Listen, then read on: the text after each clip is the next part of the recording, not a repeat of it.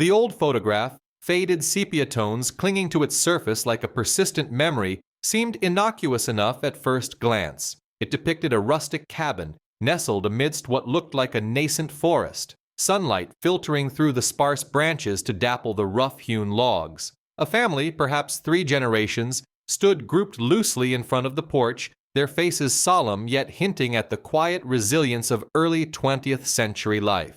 A dog, a shaggy mongrel, lay curled patiently by the steps. It was a charming, almost idyllic glimpse into 1905, a perfect slice of Americana, brimming with the kind of historical value that makes archivists sigh with contentment. But within the shadows of that apparently ordinary scene, a detail lay waiting, a dormant anomaly that, when finally brought into the light, would unravel a chilling and profoundly human story. Our journey into this forgotten narrative begins not with grand historical figures or world-altering events, but in the quiet, climate-controlled rooms of a local historical society. Here, a small, dedicated team of researchers whose passion for preserving every whisper of their town's past burned brighter than any digital archive, meticulously worked to digitize and enhance thousands of old photographs. Their project was ambitious, a race against time and decay, aimed at making these precious visual records accessible to future generations. They were the unsung heroes of history, their days filled with the delicate handling of brittle paper, the careful scanning of glass negatives, and the endless pursuit of context for each faded image. One particularly sweltering morning, amidst a mountain of unmarked boxes donated from a recently deceased estate, junior archivist Liam unearthed a promising carton. Inside, nestled beneath layers of yellowed newspaper, was a treasure trove of early 20th century photographs, remarkably well preserved.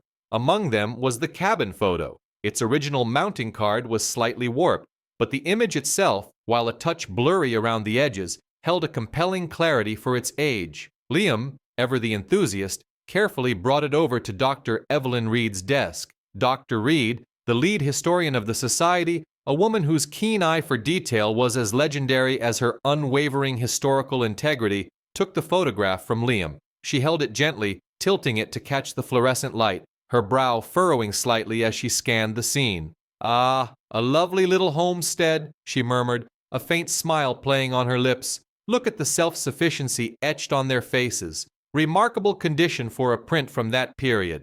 Her gaze drifted from the stern patriarch to the bonneted matriarch, to the children peering shyly from behind their parents. Then, her eyes snagged on something in the far right corner of the image, near the cabin's shadowed foundation. There was a peculiar dark shape, almost an indistinct smudge, blending into the deeper gloom of the cabin's side wall.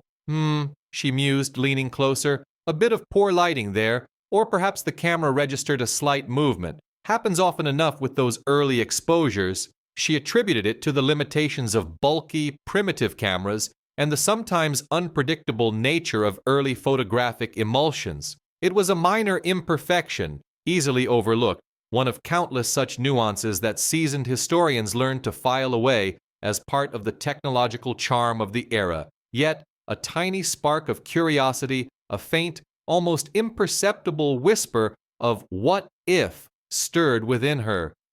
Something about the way the shadows seemed to coalesce, rather than merely diffuse, lingered at the edge of her perception. It was just a shape, a dark blotch, nothing more. Or was it? As we continue to meticulously uncover these forgotten fragments of the past, we invite you to join us on this fascinating journey. Please consider subscribing if you find history as captivating as we do. Your support helps us uncover more untold stories, bringing them out of dusty archives and into the light for everyone to appreciate and learn from. The team, fueled by a collective dedication and the promise of discovery, had been discussing plans for a major public exhibition showcasing the town's early 20th century life.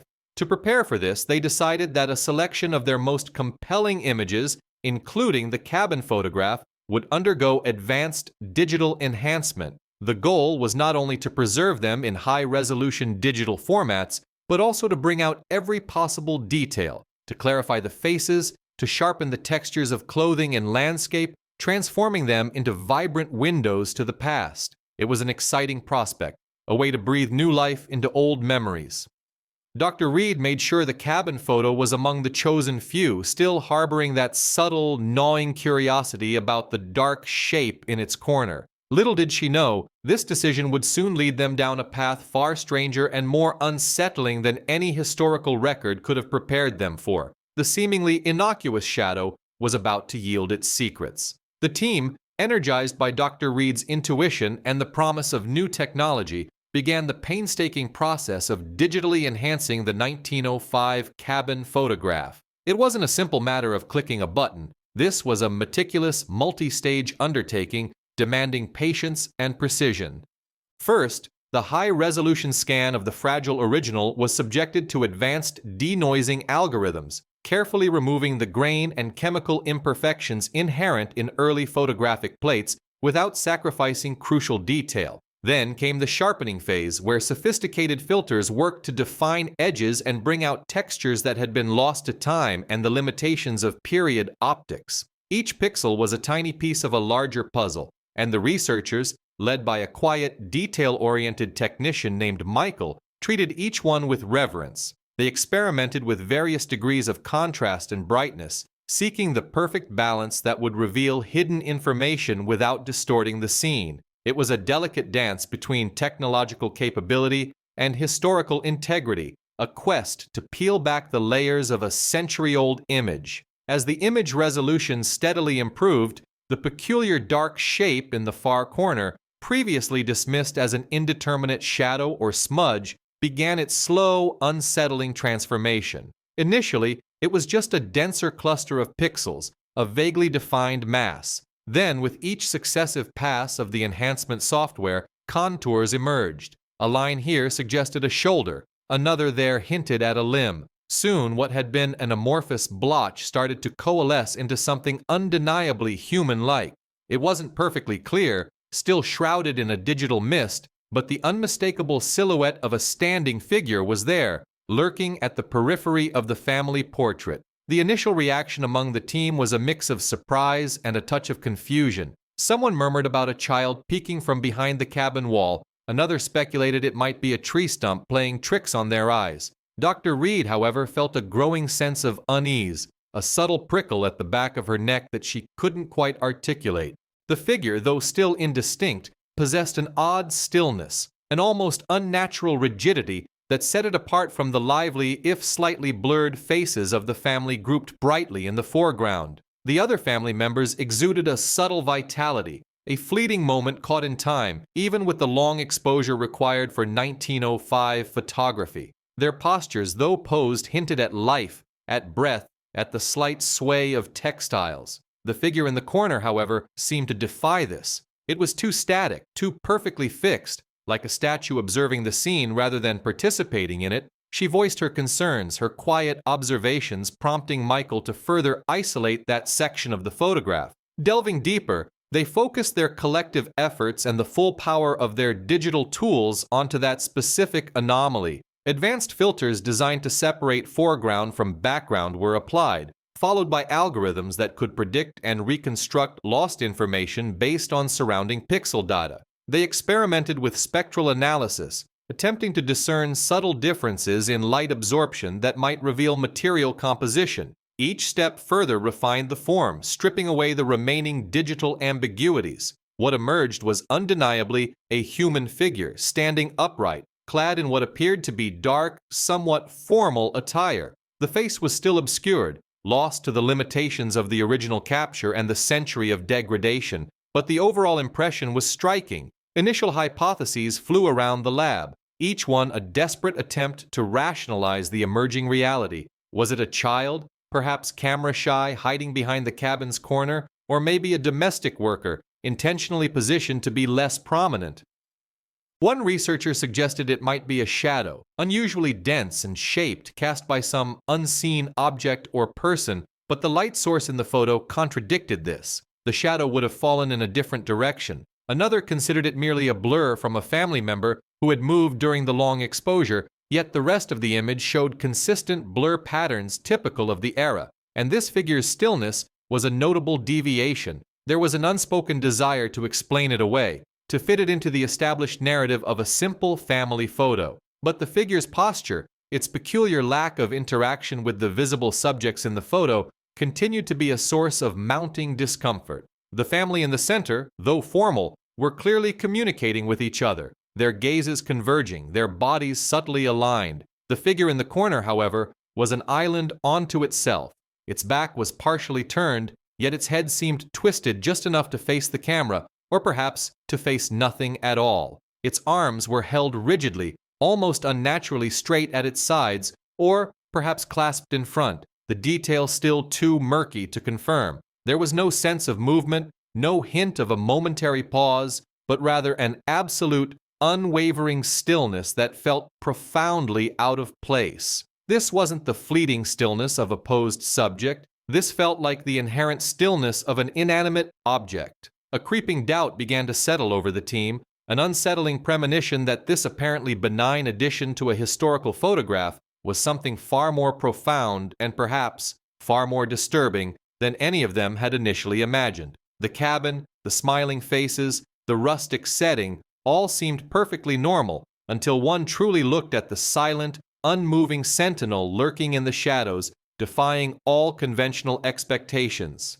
The image was slowly, meticulously, revealing a secret it had held for over 100 years. The digital enhancement had finally peeled back the layers of time and poor photographic resolution, revealing the once obscure figure with startling clarity. It was undeniably a person standing in the far corner of the cabin, yet there was something profoundly unsettling about its stillness. The image, now magnified and sharpened on the large display, presented a figure frozen in time, unnaturally rigid, with a disturbing blankness where a living expression should have been. Every detail, from the precise part in its hair to the seemingly unblinking stare, contributed to an eerie sense of artificiality. There was no warmth, no flicker of life in its eyes, just a vacant void that seemed to absorb light rather than reflect it. The posture was ramrod straight, almost military in its exactitude, yet devoid of any underlying tension or natural human sway. Dr. Reed, her brow furrowed in concentration,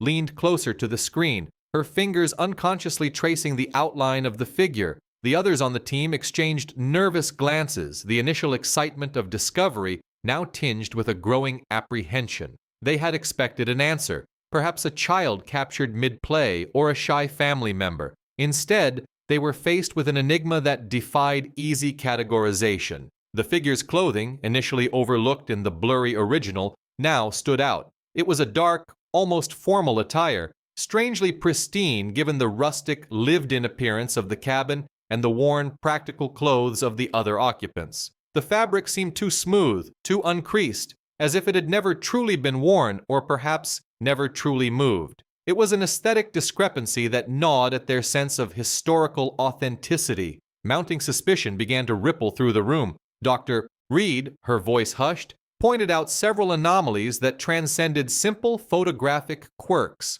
"Look," she began, gesturing towards the figure's feet, "there's absolutely no motion blur. None. Even with the long exposure times typical of 1905 photography, a living person exhales, shifts their weight, blinks. There's always some subtle movement, a slight softening of edges. But this, it's perfectly crisp, as if carved from stone." She then directed their attention to the figure's gaze. "And its eyes," she continued, "they're directed nowhere. The other people in the photo are either looking at the camera or at each other, engaged in the moment. This figure's gaze is simply out. It lacks focus, lacks intention. It's like looking at a doll." The hands, clasped together at the front, were another point of contention. They were positioned with an almost sculptural precision, too perfect, too symmetrical to be natural. It was a pose that spoke of careful arrangement, not casual repose. The room fell silent, each historian processing the implications.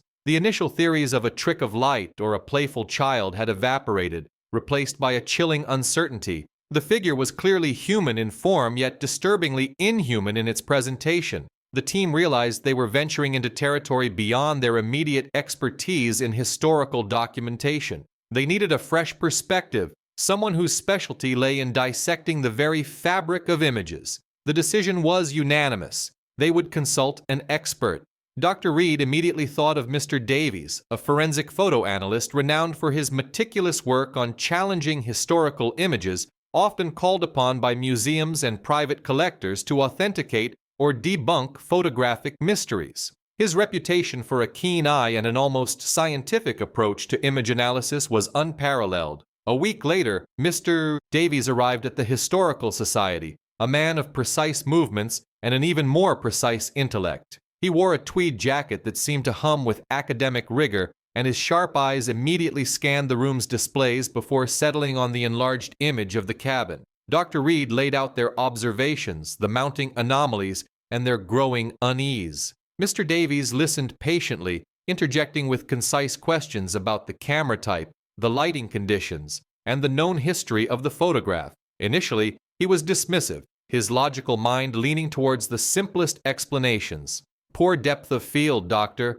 common in early photography, or perhaps a static prop, a toy, or even a taxidermied animal, though the form does seem distinctly human, he mused, stroking his chin thoughtfully. It's easy for the mind to see patterns where none exist, especially with such historical distance. He suggested common photographic artifacts, such as lens distortions or the subtle effects of light on early emulsions, could easily create such an illusion. The team, while respecting his expertise, pressed their case, reiterating the sheer unnaturalness of the figure's presence, the lack of human interaction, and the startling rigidity. Dr. Reed brought up the anachronistic clothing again, the unsettling blankness of the gaze. Mr. Davies, observing their conviction and the detailed notes they had compiled, conceded.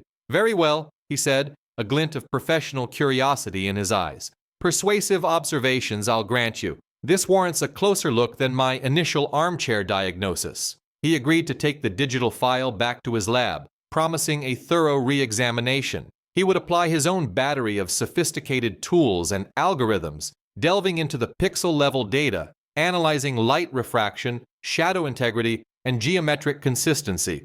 The team felt a collective sigh of relief, hopeful that Mr. Davies's unparalleled expertise would finally provide the definitive answer to the unsettling riddle hidden within the old photograph. They knew that whatever he uncovered, it would irrevocably alter their understanding of that 1905 cabin and its silent, enigmatic inhabitant. Mr. Davies retreated into the quiet, controlled environment of his private laboratory, a sanctuary of high-resolution monitors and specialized software. His initial skepticism had been replaced by a keen, almost predatory professional curiosity, a testament to the persistent arguments presented by Dr. Reed and her team. He began his independent analysis methodically, starting with the raw digital file of the enhanced photograph. He wasn't just looking at the figure, he was dissecting the entire image, understanding its photographic DNA, applying filters designed to reveal minute details in grain structure and light exposure. He first established a baseline for the other subjects in the photograph,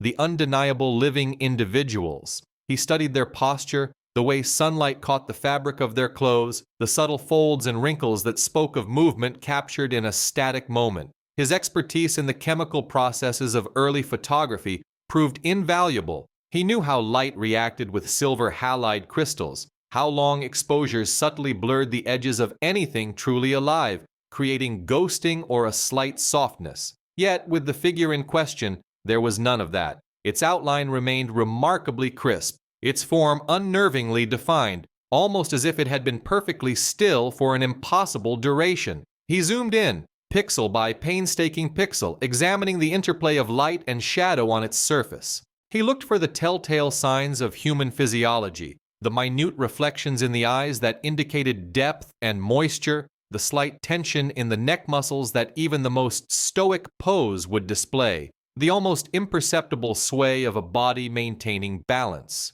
The absence of these subtle indicators became increasingly pronounced. The living subjects in the photograph, despite their stillness for the camera, still exuded a certain kinetic energy, a palpable sense of being in suspension, their clothes draped naturally, responding to gravity and the slight curves of their bodies. Their eyes, though perhaps not perfectly focused, held a spark of sentience. The enigmatic figure, however, presented a stark contrast. Its posture was not merely rigid, it was foundational, as if built for permanence. There was no subtle shift of weight on its feet, no nuanced muscle tension in its limbs. The fabric of its clothing, while detailed, seemed to fall in unnaturally perfect, uncreased lines, lacking the lived-in quality of the other individual's garments. The hands, clasped in that unsettling fashion, seemed more sculpted than composed organically. He spent hours running a battery of tests, structural analysis, light source mapping, parallax calculations. He compared the figure's shadow integrity to those cast by the acknowledged living people, a process that revealed no discrepancies in light direction, suggesting it was indeed present in the scene when the photograph was taken, not a later superimposition. But the way the light interacted with its surface, the lack of depth in its eyes, the absence of the minute pore structures and skin imperfections visible on the other faces, all pointed to an extraordinary conclusion. It wasn't a trick of the light, nor a distortion of the lens. It was simply different. A chilling theory began to coalesce in Mr. Davies's mind, one that defied conventional photographic artifacts. This figure, though undeniably three-dimensional in the spatial rendering of the photograph, lacked the ephemeral qualities of life itself. The more he analyzed, the more he felt he was observing not a living person, but a meticulously crafted representation. The word artificial whispered through his thoughts. He began to consider scenarios that were less about photography and more about the strange fringes of human behavior in the past. Could it be a highly realistic doll, a mannequin of unusual fidelity, perhaps even something more macabre, a body carefully arranged? The thought sent a shiver down his spine, even in the warmth of his lab. He paused his analysis, the definitive conclusion still forming, but the weight of his observations already undeniable. He picked up the phone and called Dr. Reed. His voice, usually calm and analytical, held a new, graver tone.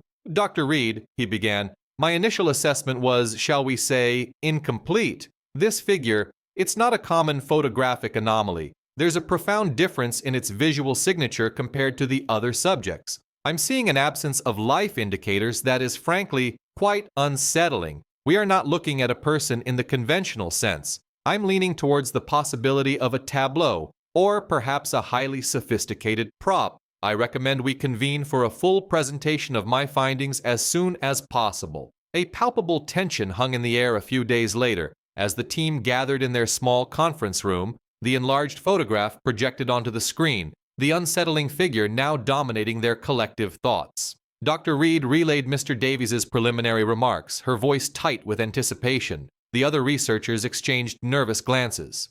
They had sensed this, had felt the unsettling wrongness, but to hear an expert of Mr. Davies's caliber confirm their creeping dread was a different matter entirely. They understood that whatever definitive answer Mr. Davies was about to deliver, it would not only reshape their understanding of this single photograph, but potentially open a window into a forgotten, perhaps disturbing aspect of human history. The suspense was almost unbearable. A major historical reinterpretation, they knew, was not just imminent, but inevitable. Mr. Davies returned to the Historical Society precisely a week later, his usual composed demeanor replaced by a gravitas that instantly communicated the significance of his findings. He carried a sleek modern tablet, a stark contrast to the antique photographs surrounding them. He began without preamble, his voice measured and devoid of any previous skepticism. "Dr. Reed, team," he started, his gaze sweeping over their anxious faces. "My analysis is complete, and I can definitively confirm that the figure in the corner of your 1905 cabin photograph was, at the moment the image was captured, not a living person." The words hung heavy in the air, a definitive conclusion to their mounting suspicions, yet still startling in their directness. A collective gasp rippled through the small group, a mixture of validation and profound shock. The mystery they had chased through pixels and historical records had just taken a monumental turn. He proceeded to detail the specific evidence, displaying magnified segments of the photograph on the large monitor in their conference room. Firstly, he explained, tapping the screen to highlight the figure's face, the lack of capillary action. In living tissue, even subtle shifts in light and shadow would reveal a faint network of superficial blood vessels or a natural variation in skin tone. Here, the surface is uniformly flat, almost porcelain-like. There's no subtle play of natural light catching the minute imperfections of skin, no hint of underlying biological structure. He moved to the hands, clasped together in that unnervingly rigid manner. Observe the joint positions here. While certainly a pose a living person could attempt, maintaining it with such absolute stillness, devoid of any minor muscular tension or relaxation, for the duration of a period-appropriate exposure, is practically impossible. The fingers show no subtle flexion or extension, no natural curves that even the most stoic individual would exhibit. They are fixed. Next, he zoomed in on the figure's eyes. This was one of the most compelling indicators, Mr. Davies continued, his voice now imbued with the thrill of scientific discovery. Living eyes, even in a still pose, possess a certain luminosity, a subtle reflection from moisture, a depth to the iris that indicates an active organ. In this figure, the eyes are flat, dull, almost painted on. There are no natural reflections consistent with living tissue, no glint of light that would suggest a moist surface. They lack the complex, multi-layered appearance of an actual human eye. Furthermore, the overall rigid posture is entirely inconsistent with any human pose sustained over time. There's no subtle weight distribution, no fractional tilt of the head that would naturally occur. It's as if the figure was constructed to hold that exact position infinitesimally. He added, I even cross-referenced known examples of post-mortem photography from the era. While often unsettling, those subjects, even in death, retain certain biological markers that are absent here. The distinction is stark. The historical team sat in stunned silence, processing the implications of this discovery. Dr. Reed felt a chill snake down her spine. It was one thing to suspect. It was quite another to have it confirmed with such clinical precision. The photograph, once merely an artifact of the past, had transformed into something far more enigmatic and, frankly, unsettling. Initial theories erupted in a flurry of hushed whispers and urgent questions. A mannequin? Someone offered, their voice barely above a whisper. But why? For what purpose? Another suggested, perhaps a memorial effigy? Some cultures created incredibly lifelike figures to honor the deceased. The idea of a macabre joke, while briefly entertained, was quickly dismissed. The expense and effort involved in creating such a lifelike construct in 1905 would have been considerable, far beyond the scope of a prank. Or could it be something even more unsettling? A grotesque display of taxidermy or preservation, blurring the lines between life and death in a way modern sensibilities struggled to comprehend? The sheer audacity of such an act, if true, was staggering. The immediate next step was clear. They needed to launch an intensive investigation into the cabin's history. Who lived there in 1905? What were their names, their occupations, their family history? Were there any local legends or peculiar events associated with that specific dwelling or its residents? They scoured digitized census records, property deeds, and local newspaper archives. They contacted regional historical societies, casting a wider net for any tangential information. The pursuit of historical truth, once a sedate academic endeavor, had suddenly become a thrilling, almost forensic race against time. Their research into local lore began to yield fragmented, almost whispered accounts. There was mention of the cabin, locally known as Willow Creek, having been owned by a reclusive family for several generations, a family often described as peculiar or unconventional by their neighbors. One particularly intriguing, albeit vague, anecdote spoke of a family suffering a profound loss many years prior to 1905, and how they had coped with it in their own unique way. Another elderly resident, interviewed by the local historical society decades ago, had mentioned in passing that the cabin always felt heavy with memory, and that the family never truly let go of someone. These snippets, once dismissed as mere folklore, now resonated with an eerie significance. They were pieces of a puzzle, scattered across time, finally starting to align. The figure in the photograph was not just an anomaly, it was a silent testament to a deep, untold human story, waiting for them to unravel its somber truth. The cabin, the family, and the figure itself were all intertwined, hinting at a profound act of remembrance, or perhaps a desperate attempt to defy the unyielding grip of grief in an era far less open about its darker emotional landscapes. The team felt a growing sense of responsibility, not just to uncover facts, but to understand the profound human narrative behind this extraordinary discovery. The definitive conclusion from Mr. Davies still echoed in their minds, a chilling pronouncement that the figure was not, and had never been alive. Dr. Reed and her team, grappling with the profound implications, immediately pivoted their research. Their focus now shifted from the photograph's forensic analysis to the lives of the people it depicted. A deep dive into the family history of the cabin's 1905 occupants became their singular obsession. They scoured local archives, census records, church documents, and dusty property deeds, hunting for any clue that might explain the presence of such an unsettling artificial entity within a seemingly ordinary family portrait. Their investigation led them to the McPherson family, the original inhabitants of the cabin. The father, Thomas McPherson, was a logger, the mother, Martha, a homemaker, and they had 3 children visible in the photograph, 2 boys and 1 girl, all appearing quite young. However, the census records from 1900 and 1910 told a slightly different story. The 1900 census listed 4 children. The 1910 census, however, only listed 3. This discrepancy, initially dismissed as a clerical error or a child leaving home, now took on a sinister new meaning in light of Mr. Davies's findings. It wasn't long before they uncovered the name Ilara. Ilara McPherson was the eldest daughter, born in 1892, meaning she would have been around 13 years old when the 1905 photo was taken. Unfortunately, a small faded newspaper clipping from late 1903 confirmed their growing suspicion. Ilara McPherson, a beloved daughter, passed away peacefully at her family home after a prolonged illness. The wording was vague, as was common for the era, but the message was clear. Ilara had died almost 2 years before the photograph was taken. A wave of understanding, tinged with profound sadness, washed over the research team. The McPherson family had endured an unimaginable loss. Grief, especially in the early 20th century, was a deeply powerful and often public experience, but also fiercely private.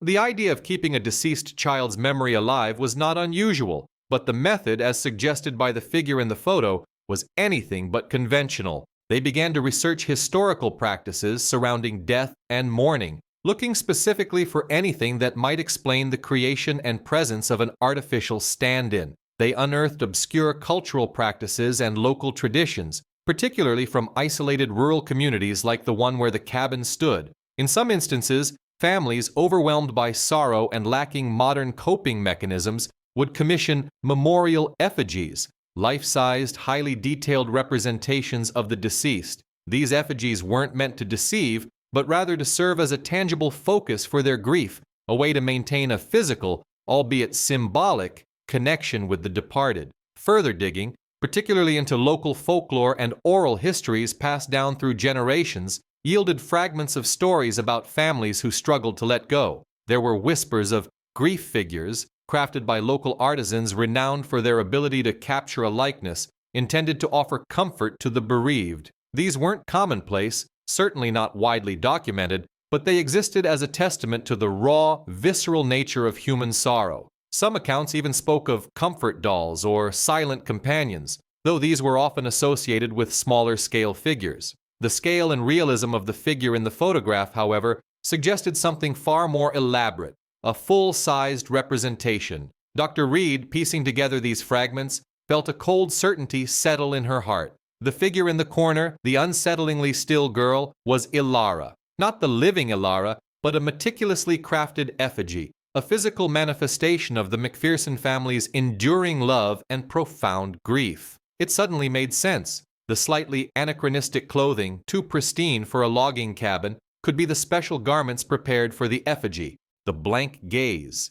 the rigid posture, the lack of human interaction, all hallmarks of an inanimate object, painstakingly designed to resemble a living girl. The team's initial discomfort shifted, transforming into a deep sense of empathy for the McPherson family. Their actions, though unsettling to a modern sensibility, were born from a place of unbearable pain and a desperate desire to keep their beloved Ilara present in their lives, even after death.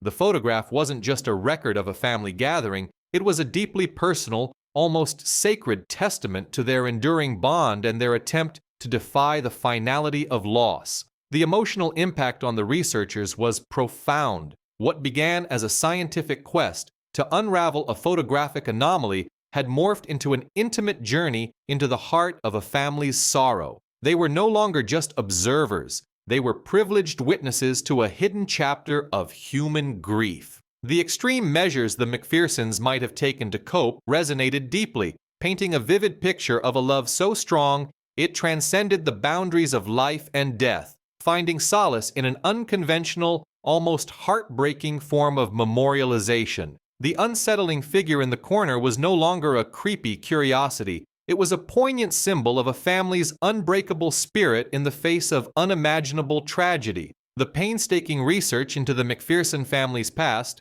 coupled with the burgeoning understanding of historical grieving practices, finally brought a definitive confirmation. Tucked away in a dusty collection of community records, within a local newspaper's classified section dated just months after Ilara's passing, a small, almost overlooked advertisement surfaced. It was discreet, brief, yet spoke volumes. Artisan seeks commissions for lifelike figures. Sympathetic work for remembrance. A subsequent, separate entry in a church ledger, meticulously kept by the local pastor at the time, detailed a payment by the McPherson family to a traveling sculptor known for his uncanny ability to capture human likeness. The ledger entry explicitly mentioned a memorial likeness of their departed daughter, Ilara. This was it. This was the final, irrefutable piece of the puzzle. The McPherson family had indeed commissioned a skilled artisan to create a life-sized effigy of Ilara, not out of morbid curiosity, but as a tangible manifestation of their enduring love and an unconventional means to process their overwhelming grief. The effigy, as the team now understood, was not created to deceive or replace their lost child in a delusional sense, but rather to serve a profound, deeply personal purpose. It was intended to be a permanent, comforting presence within the cabin, a silent sentinel that allowed the family to feel an unbroken connection to Ilara. In a time before readily available photographs or widespread psychological counseling, such a physical representation offered a unique form of solace. It provided a focal point for their sorrow, a way to visualize and interact with their memories of Ilara, keeping her spirit metaphorically alive within their home.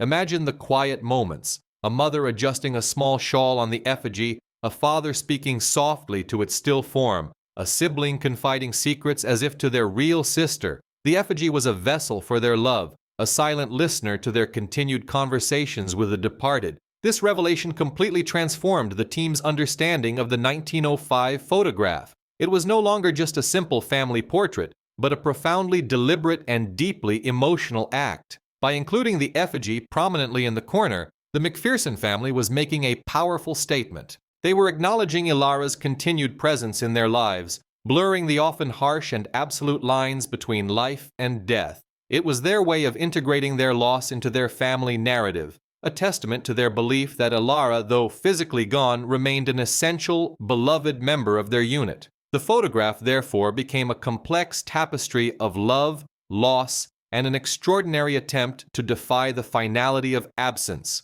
The team spent considerable time reflecting on the cultural context of grief in the early 20th century. Unlike today's often more private and hurried mourning processes, grief in that era was frequently a more public, prolonged, and ritualistic affair. Elaborate funeral customs, extended periods of wearing black, and the popularity of post-mortem photography all attest to a society that often sought more tangible and prolonged engagement with death. The Ilara effigy, while unusual, fit within this broader cultural framework of attempting to keep the deceased present. It highlighted a nuanced understanding of human mourning, where the boundaries between memory and presence were more fluid, and where families found their own unique, sometimes unsettling ways to cope with the unbearable weight of loss. This discovery, therefore, provided a unique and invaluable insight into the psychological coping mechanisms prevalent during that specific period. It challenged modern perceptions of grief, which often emphasize moving on and compartmentalizing sorrow. The McPhersons' actions, rendered so starkly in that century-old photograph, spoke of a different approach, one of integration, of continuing bonds, and of finding comfort in a physical manifestation of remembrance. It was a profound lesson in empathy, demonstrating that human responses to loss are diverse, deeply personal, and shaped by cultural, social, and technological contexts. The emotional weight of this entire journey, from initial anomaly to confirmed effigy, settled heavily on the research team. Dr. Reed and her colleagues felt an overwhelming sense of privilege in having uncovered such an intimate and profoundly poignant piece of human history. They had peered into the heart of a family's grief, witnessing their extraordinary measures to navigate the labyrinth of loss. The unsettling figure, once a source of unease, had become a powerful symbol of enduring love and the complex, often heartbreaking landscape of human emotion. It was a story hidden in plain sight, waiting for the right tools and the right empathetic eyes to bring it back to light, reminding everyone that even in the most mundane historical artifacts, the most profound human stories can lie concealed. The cabin photo, once just a faded snapshot of a bygone era, now held the weight of a family's love, etched forever in time. The Historical Society, after much deliberation and profound respect for the McPherson family's story, decided to create a special exhibition around the photograph and the deeply moving narrative of Alara and her effigy. Recognizing the delicate nature of their discovery, the team approached the exhibition planning with immense sensitivity, aiming to present the historical context of grief in the early 20th century while honoring the family's raw emotional journey. The exhibit was meticulously designed to guide visitors through the process of the photograph's enlargement, the unsettling reveal of the figure, and ultimately, the poignant truth behind its presence. It would feature enlarged prints of the iconic 1905 cabin photo, detailed explanations of the forensic photographic analysis, and a comprehensive historical overview of mourning customs from that era, especially those from isolated communities where such practices, though uncommon, weren't entirely unheard of. The exhibition, titled "The Silent Companion: A Family's Enduring Grief," aimed to transform the initial shock and unease into a profound understanding of human resilience and the complex ways individuals confronted loss. It wouldn't simply display the image, it would tell a story of enduring love, profound grief, and the unique, almost desperate lengths to which a family went to keep the memory of their loved one alive. Dr. Reed spearheaded the project, ensuring that every detail conveyed the dignity and humanity behind the McPhersons' seemingly unsettling act. The narrative emphasized the photograph's remarkable transformation from a simple, somewhat blurry historical artifact into a powerful testament to an unbreakable family bond, a profound exploration of grief, and the unique ways humans cope with the crushing weight of loss. It highlighted the undeniable humanity interwoven within this unsettling discovery, moving beyond mere curiosity to a place of genuine empathy and historical enlightenment. This entire journey, beginning with a seemingly innocuous dark shape in a century-old photograph, had underscored the immense power of hidden histories. It was a stark reminder that beneath the surface of everyday objects, within the faded sepia tones of old pictures, lay deeply personal stories waiting to be unearthed. The team's dedicated research and the application of modern digital enhancement techniques had not just clarified an image, they had pulled back the veil on a forgotten era's emotional landscape. It was a testament to how meticulous historical work, combined with cutting-edge technology, could unveil intensely private moments, allowing us a glimpse into the past that was both intimate and universally relatable. The story of Alara's effigy became a powerful symbol of how advancements in historical research, particularly in the digital realm, could breathe life into dormant archives, illuminating corners of human experience that might otherwise remain forever lost to time. The team felt an immense sense of accomplishment, not just in solving the mystery, but in giving voice to Alara and her grieving family, providing them with a dignified place in history that transcended the initial shock value of the discovery. They understood that their work was not merely about uncovering facts, but about fostering a deeper connection to the human experience across generations. The exhibition served not only as a historical presentation, but also as a quiet monument to human emotion, inviting visitors to reflect on their own understanding of loss,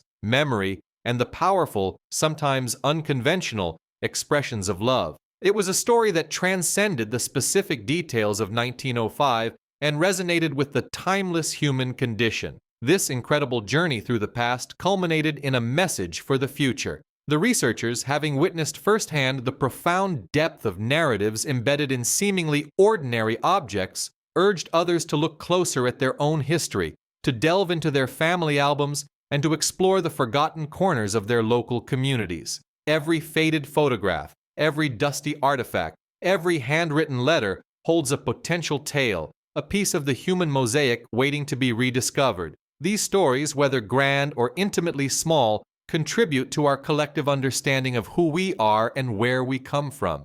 They are the threads that weave the rich tapestry of human experience, offering solace, wisdom, and a profound connection to those who came before us. What do you think of this incredible discovery? The story of Ilara and her silent companion challenges our modern sensibilities, yet speaks volumes about the enduring strength of familial bonds and the profound, sometimes desperate, ways humans contend with the pain of absence. Share your thoughts and reflections on this historical unraveling in the comments below. Your insights and perspectives enrich our understanding, and if you are as captivated by these hidden narratives as we are and wish to embark on more journeys into the past, don't forget to like this video to show your support and subscribe to our channel for our next historical deep dive. We have many more untold stories waiting to be brought into the light, and your participation helps us continue this vital work of preservation and discovery. Join our community of history enthusiasts as we uncover the secrets of yesteryear,